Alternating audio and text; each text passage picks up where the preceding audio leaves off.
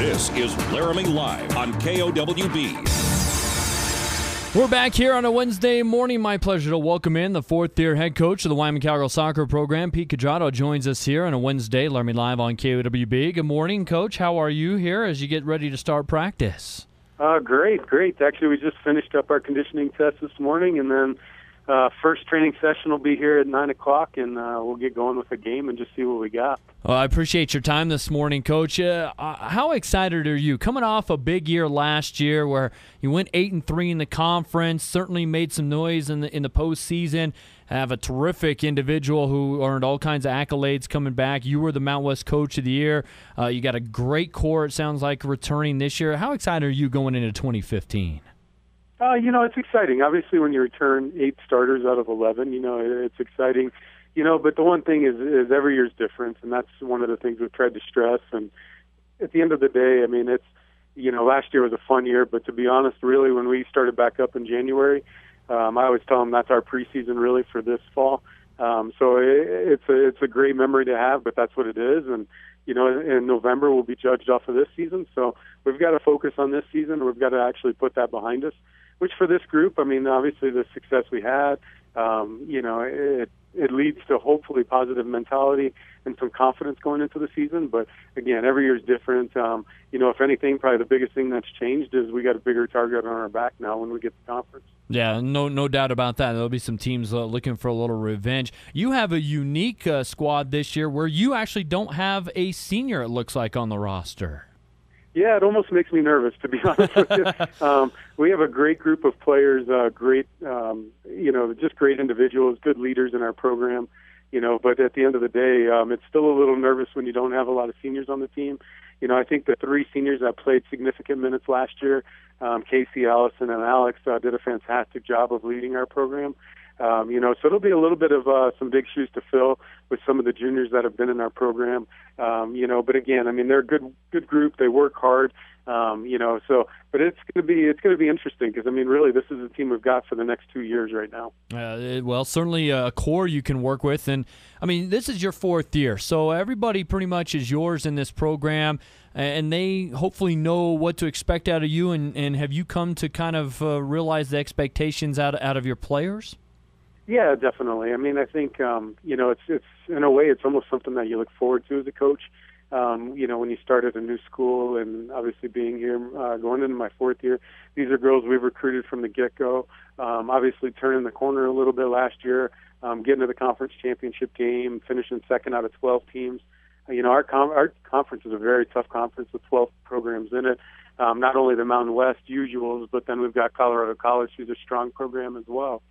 And for us, getting all of those players on the same page is always going to be the biggest thing during preseason. The nice part is we have 2 preseason games, which always helps. But, having them all be yours, I think they only know one way, which is always I think that's an advantage because they start to feel comfortable with it. And let's face it, we don't change a whole lot year to year to year when it comes to how we do things. And I think this group just kind of growing up with that process, I think it does help. So, I think hopefully all of those things, lead to success on the field. We're visiting with Cowgirl head soccer coach Pete Cuadrado here during Laramie Live on KOWB. I'm David Settle. We talked about your young roster. That means you don't have a senior captain. It looks like you got a couple juniors, couple sophomores that you count on to lead the way. How much do you put on your captain's shoulders, Coach? Quite a bit, especially when we get into games. I think, if anything, soccer's probably one of the least influenced by coaches' sport. There's not set plays, there's no timeouts. Basically they kick the ball off and we sit on the side and we'll see at halftime. So, don't get me wrong, we make adjustments as we go, and obviously we're doing some coaching from the sidelines, but it really is about the players, So for our captains, it's going to be a challenge, I think, just making sure that, they understand the process. But, we actually have the players vote on captains as soon as the season's over, and we try to start that process basically in January. So, really it's nice. Those girls have been captains for really the last 6 months, 7 months. So that's the good part, is they've been there before through our spring schedule, which is our exhibition schedule. So it's already started to take place, and we've done a lot of education with them as well. And there's books that we read with them and things like that. But at the end of the day, it's about them being there and being comfortable. And again, that's one of the reasons the players vote, is because they're going to follow the players that they want to follow no matter what. So it's a good group of captains. Honestly, I do trust this group very much. They're good people. They care about the best interest of the program. And to be honest, some of them were leaders even last year as very young players on the field in their own ways. So it's been nice to see them flourish a little bit. But there'll be some firsts for them when they get their feet put to the fire out there on the field at times when, maybe we go down a goal or get a really bad call against us or something like that. And they've got to figure some things out. So those will be good challenges for them, and we'll work through them. And, just like anything, they'll get better as they go. And but I feel good about their starting points. Again, we're visiting with Cowgirl head soccer coach Pete Cuadrado, getting set to start his 4th year. And the Cowgirls open up practice today as they get set for an August 21st opener. I want to talk about your schedule in just a moment. How would you, because you've touched on this a little bit, but how would you describe the off-season for the program and how things were during your spring training sessions and games that you played? Sure. Basically the girls get back, I think it was January 23rd last year, and they had about 2 weeks of where they were just doing 8 hours a week of strength and conditioning, and then 2 hours a week of just playing, where we show up and just play. And then after those first 2 weeks of school, we're allowed to jump back into our 20 hours a week. And to be honest, they pretty much had 2-a-days Monday through Friday. Twice a week, on Mondays and Fridays we lifted, and on Tuesdays and Thursdays we ran with our strength staff, did conditioning and some speed and agility. But then on top of that, the soccer side of it, Monday through Friday they're also training. So we may lift in the morning and then train in the afternoon, run in the morning on Tuesday, then train in the afternoon. And 3 days a week we're doing team training, and then 2 days a week we're doing individual work where it's groups of 3 or 4, just back to back to back to back until we get through the whole team and the coaching staff. So we can really break down a lot of individual specific things. And it's nice because we're allowed 5 days of competition, which not every sport is, in our off season. But we're not allowed to fly. So we'll play some of the teams in the region, some of the D2s. We traveled out to Nebraska to play Nebraska and South Dakota State, and we tried to make the schedule quite difficult. We played at Nebraska, we played at Colorado, and in Colorado, a team that has been in the Sweet 16, I think 2 of the last 3 years. We lost 2-1, and we're right in the game, hit the post once. So it was a good result for us as far as being in there and fighting. And obviously, we're playing everybody as well against a very, very good team. Nebraska was a year removed from a Big Ten championship. And with them as well, we actually were the same score, 2-1 on the road. Again, you're playing on the road. We have to post twice against Nebraska, and they were very, very competitive games. The one thing for us that would have been nice to see is us get over that hurdle where, it's not a close game. Instead, we get the W, which is obviously the next step for our program, is can we go compete against those types of teams and potentially get a win, instead of being there fighting and being so close. So that's a challenge for us going forward. And I think we're close. Again, with a very young team, we've got to take it step by step. But yesterday we started our meetings, and the first question I asked the team is, how many of you would be happy this year losing in the conference championship game in overtime? And not one hand went up, which is a good thing. With 12 teams and fighting, to try to win a conference championship, which has never been done before at the women's soccer program here.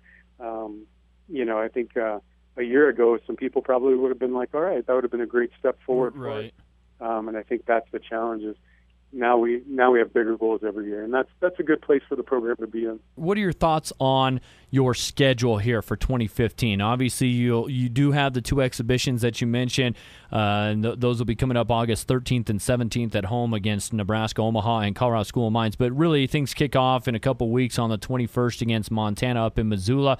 What are your thoughts on how your schedule kind of balances between home and road, and some of the challenges you see this team facing, and maybe are there those matches that, hopefully you get to take those next steps that you were describing from your spring matches against the likes of Nebraska and Colorado? Yeah, to be honest, it's a great schedule for us. The best part about it is you don't see a lot of apps when you look at our schedule. We're going to be home for 13 games here in Laramie, and then we have 1 game over in Cheyenne, which, our marketing people are hoping to get roughly 3,000 people at that game. Wow. They really think it'd be a great crowd playing Northern Colorado, almost halfway in between the 2 schools. So, that's going to be a great thing. Getting on the road is never easy. Having to play in Hawaii, which obviously is a great trip for the team, great experience, some great team bonding opportunities. But with that said, those are tough games when you travel that far. Obviously coming back home and being home for roughly a month after that is going to be awesome for us. We love playing teams at 72-20, and getting a team like Kansas here is something that we definitely have circled on the schedule. Last year they were ranked as high as 10th in the country, and you don't get those games every year here in Laramie where you get teams that have the potential to be in the top 10 or top 20 in the country. So for us, that's going to be a great experience as well. And then when we get into conference, we got last year, 2 of our 3 losses were the New Mexico and San Diego State trip. Those are tough places to play. You have to fly, play Friday, fly, play Sunday against 2 very, very good teams that typically finish in the top 3 or 4. And to get both of them at home, we swept those teams here 2 years ago. Yeah. And that was San Diego State's, last conference loss at that point for like a year or 2, I think, before that. So to have those 2 teams at home is always a big thing. Obviously we've got to get those results when you're at home, and then we've got to be able to take care of our road schedule. But the best part is, our road schedule in conference is Colorado State, which is a bus trip. Air Force Colorado College is a bus trip. So some of those are going to be really good. I mean, it really does play in our favor. Mm-hmm. But at the end of the day, you need those breaks. Last year we stayed very healthy. We've got to make sure we do that again and do our best as a coaching staff and as the players of, doing prehab and rehab and those types of things, and catch some breaks here and there, when it comes to injuries. So all of that goes into it at the end of the day. But we're certainly excited. We're certainly excited for all the home games, and we're certainly excited to get on the road and play even in Cheyenne. All right. At Cheyenne East. I mean, that's going to be a great environment. Real quick, Pete, I'm running out of time, and I know I want to let you go because you got to get ready for practice this morning. But Kaitlyn Lomsnes had such an outstanding freshman year. All the accolades she received were well-deserved. How does a player like that kind of put that behind her and make some new goals? And how do you kind of help put that behind her and really focus on this year? Well, to be honest, we stopped talking about it in November, December when we start back up in January. Okay. It's a new season. So, it's something we're definitely proud of, something Kaitlyn's proud of and the team's proud of, because at the end of the day, I always say, and it's something I preach, if the team does well, people get awards. If the team doesn't do well, people don't get awards. And at the end of the day, it is a team effort, and that's something that we just push forward on that. And the same thing's going to apply this year. The team has to do well if she wants to repeat those things. She's going to be kind of a targeted woman, I think, on the field. Everybody's going to know her name. You're going to see probably 1, maybe 2 people chasing her around every time she touches the ball. So that's where we need other people to step up. And if other people can make other teams pay, which I believe we have that, then Kaitlyn's going to get her moments to shine. Again, but again, it's an unbelievable feat. In the entire existence of the Mountain West. In soccer, no one's ever won player and freshman of the year in the same year. So I think for her, it's definitely a feather in her cap and a great start to her career. And that's kind of what I told her. It's a start to your career. You decide where your career goes and how it finishes. So, she's got obviously ample opportunities to do amazing things here and to lead this program to some great places. But again, that's all in front of her. So, and she's that type of person. She's not the type that I've seen at all let it get through her head. So we're excited, and to be honest, I think she'll have a very good year. Coach, with that, I will let you go. We'll check in with you before the season opener, August 21st up in Montana, but I greatly appreciate your time this morning, and, have fun at practice, and good luck over the next couple of weeks. I guess I shouldn't say good luck to you because you have the easy job of coaching. You're going to put the team through the rigors.